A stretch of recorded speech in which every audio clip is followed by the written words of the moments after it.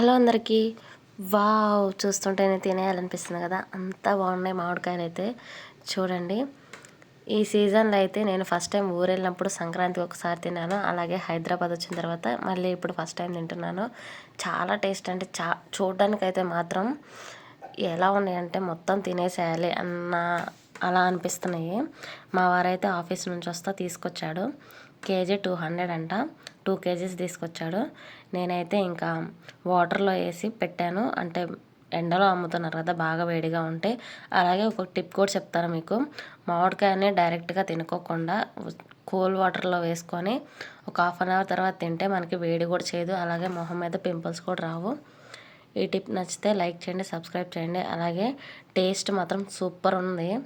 నాకైతే చాలా బాగా నచ్చేసింది. అయితే నేనైతే తినేస్తున్నాను. తింటూనే వీడియో తీసాను. ఈ వీడియో నచ్చితే ప్లీజ్ సబ్స్క్రైబ్ చేయండి, అలాగే లైక్ చేయడం మాత్రం మర్చిపోద్దు. Thanks for watching.